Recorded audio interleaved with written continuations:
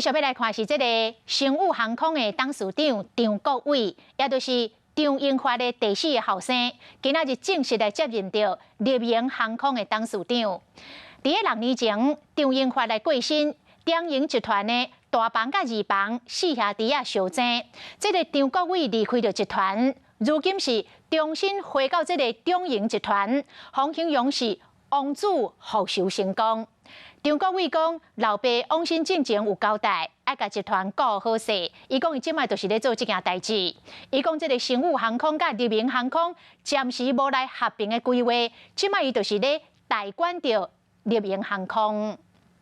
我现在暂时现在这个状况大概就是我就是代管立荣这样。话虽然安尼讲，不过嘛是当然到中营集团，挂星宇航空翠暗的董事长张国伟，即马阁加一个身份，今仔日立营航空临时董事会，伊正做新任董事长，嘛是过来头一个当时管理2间航空公司的党诶。也没有说他来请我啦，就是说大家协商啦，也没有什么谁去求谁，没有这样的事情。因为其实本来大家都是一家人生气归生气的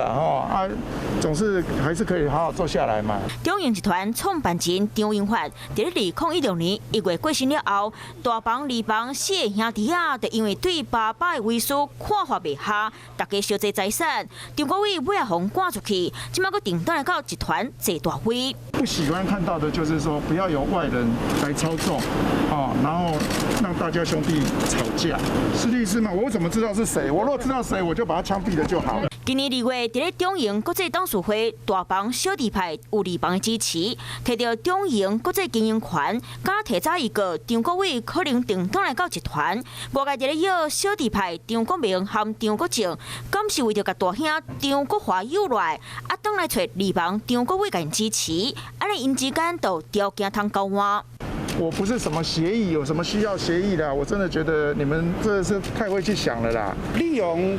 是主要经营国内航线，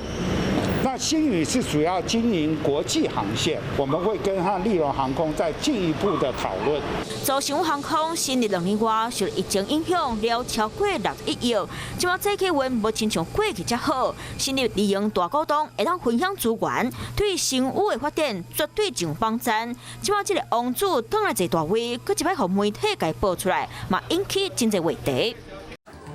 华视新闻看起来，赶快订阅我们的华视新闻 YouTube 频道，欢迎按赞、订阅、开启小铃铛，最新最及时的资讯要提供给你。